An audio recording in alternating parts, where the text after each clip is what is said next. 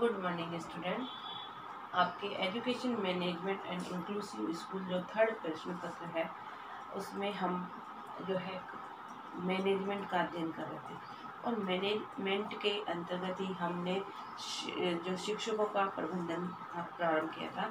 शिक्षकों के प्रबंधन के अंतर्गत ही हमने संकलित शिक्षक शिक्षा कार्यक्रम कल का हमारा जो टॉपिक था उसी को आगे बढ़ाते हुए आज हम संकलित शिक्षक शिक्षा कार्यक्रम क्या है, शिक्षक की गुणवत्ता में वृद्धि करने के लिए या शिक्षक में आत्मविश्वास की भावना विकसित करने के लिए या उसके शिक्षण व्यवसाय को उच्च बनाने के लिए जो सरकार द्वारा समय समय पर जो प्रशिक्षण का प्रावधान रखा जाता है वह प्रक्रिया को जो है क्या कहा जाता है, संकलित शिक्षक शिक्षा के अंतर्गत ये रखा गया है।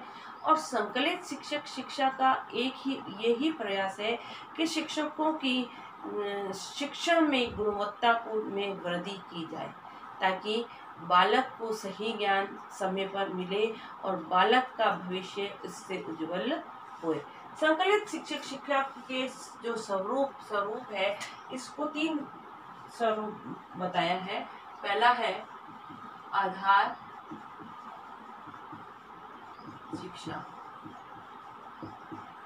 इसके स्वरूप को 3 भागों में बताया है। आधार शिक्षा, दूसरा है विषय वस्तु कार्यक्रम, तीसरा है प्रायोगिक कार्यक्रम।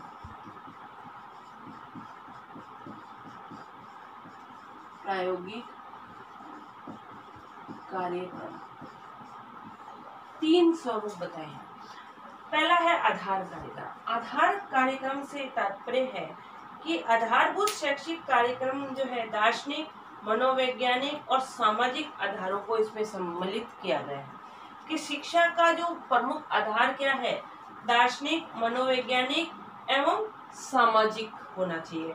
इसके आधार पर एक शिक्षक के लिए इन तीनों पक्षों से परिचित होना अनिवार्य एवं आवश्यक माना गया है।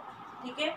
शिक्षा के आधार का ज्ञान भावी शिक्षक को प्रदान करने का प्रमुख आधार दार्शनिक, मनोवैज्ञानिक और सामाजिक तीनों पक्षों में तीनों तरीके से हो जाता है। इसके भी जो 3 पक्ष माने हैं, पहला है दार्शनिक,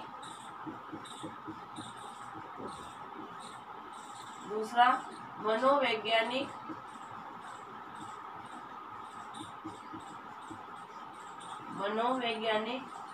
तीसरा है सामाजिक। दार्शनिक, मनोवैज्ञानिक और सामाजिक, ये 3 आधार बताए हैं कि एक शिक्षक के बनने के लिए उसके अंदर जो आधार मतलब बेसिक जो गुण है जो होने चाहिए वह है, उसमें दर्शन का उसको ज्ञाता होना चाहिए। मतलब दार्शनिक ज्ञान जब तक उसको नहीं होगा तो बालक को जो है सही लॉजिक के साथ में किसी चीज को प्रस्तुत नहीं करेगा। मनोविज्ञान का ज्ञान होना चाहिए क्योंकि ये मन बालकों को पढ़ाने का है, बालकों के मन को जानने का विज्ञान है। और सामाजिक आधार मतलब समाज में एक बालक को प्रतिष्ठित करने के लिए उसका क्या क्या आधार होने चाहिए, ये इसके अंतर्गत रहेगा। अब विषय वस्तु के अंतर्गत भी जो है विषय वस्तु को भी भाग बांटा गया है, उसको है शिक्षण उद्देश्य,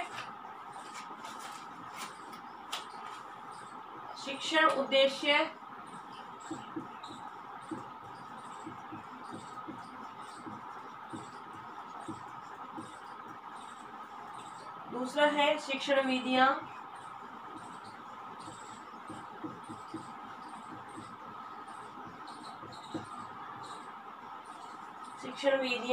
तीसरा है कक्षा कक्ष प्रबंध,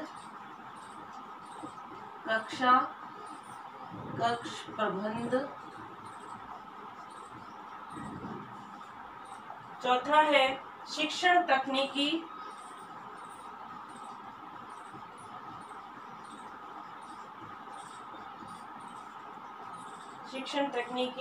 और पांचवा है निर्देशन और परामर्श।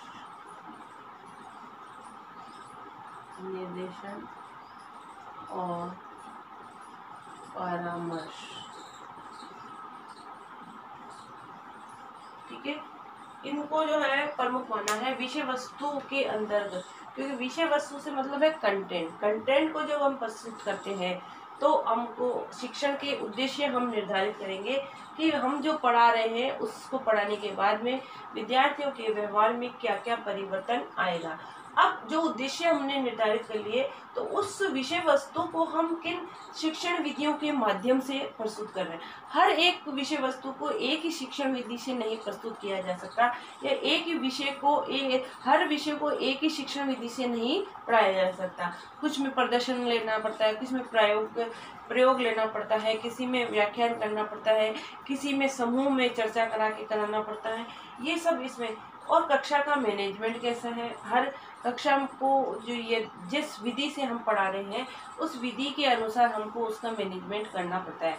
जैसे हम प्रैक्टिकल वर्क करा रहे हैं तो कक्षा का मैनेजमेंट प्रैक्टिकल के अनुसार होना चाहिए। और जब हम शिक्षण करा रहे हैं जिसमें इंटरेक्शन हो रहा है तो इंटरेक्शन के अनुसार सीटिंग व्यवस्था कक्षा की होनी चाहिए।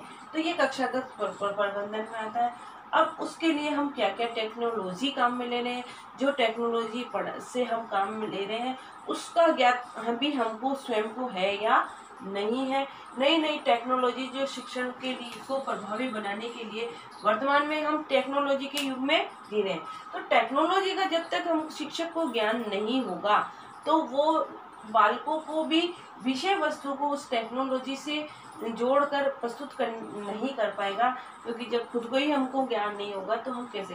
तो इसके लिए समय समय पर जो है नई नई टेक्नोलॉजियों से अवगत कराने के लिए प्रशिक्षण दिया जाता है, ताकि जब शिक्षक ने प्रशिक्षण लिया था उस समय जो शिक्षा पद्धति चल रही थी उसके आधार पर उसको शिक्षण कार्य सिखाया गया था, उसका प्रशिक्षण दिया जाएगा। वर्तमान में मूल्य परिवर्तित होते चले गए, उन परिवर्तित मूल्यों से शिक्षक को अवगत करने के लिए जो ट्रेनिंग्स दी जाती हैं उसमें नई नई टेक्नोलॉजी के बारे में उनको बताया जाता है।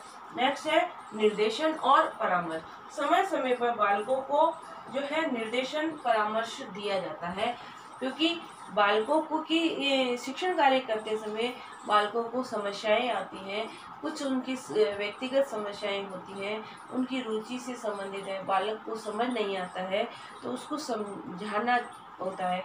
जैसे जब 10th कर लेते हैं, 10th के बाद में जब सब्जेक्ट चयन होता है तो एक शिक्षक जो उसको पढ़ा रहा है, शिक्षक उसको ये बात अच्छी से तरह विदित होती है कि बालक किस विषय में इंटरेस्ट रख रहा है, किस में रुचि रख रहा है, उसको किस विषय का चयन करना चाहिए, नहीं करना चाहिए। उसका जो है समय पर बालक को यदि परामर्श मिल जाता है, निर्देशन मिल जाता है तो आगे के लिए सही गाइडलाइन बालक को मिल जाती है। अब है प्रायोगिक कार्य। प्रायोगिक कार्य में है शिक्षण अभ्यास। जब टीचर बनने जाते हो तो टीचर के रूप में आपको जो शिक्षण कार्य करना पड़ता है उसका आपको प्रशिक्षण दिया जाता है। दूसरा है सामुदायिक कार्य। सामुदायिक कार्य।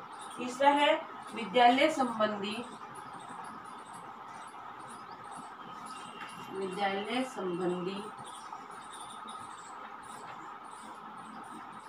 कार्य। चौथा है ये नहीं है शिक्षण अभ्यास कार्य, सामुदायिक कार्य और विद्यालय संबंधी कार्य, जो प्रैक्टिकल वर्क कराया जाता है जिसमें बालक करके सीखता है।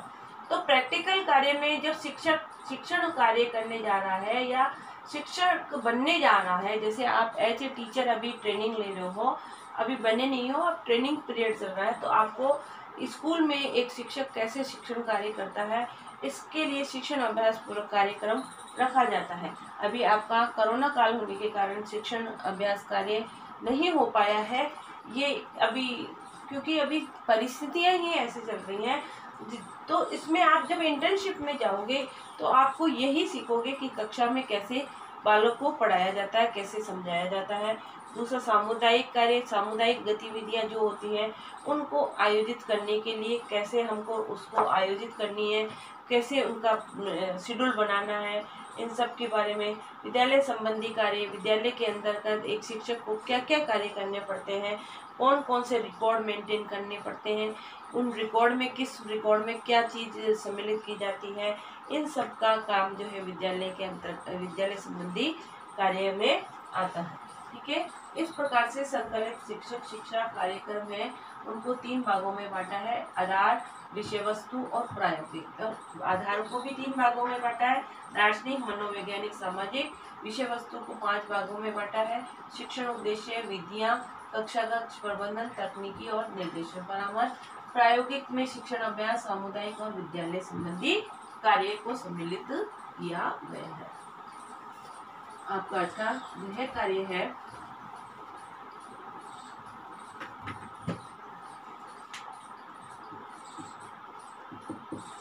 संकलित शिक्षा, संकलित शिक्षा के प्रमुख आधार बताइए। साथ ही घर पे रहिए, सुरक्षित रहिए, जब भी घर से बाहर निकलें मास्क लगा के ही निकलें। Okay, thank you.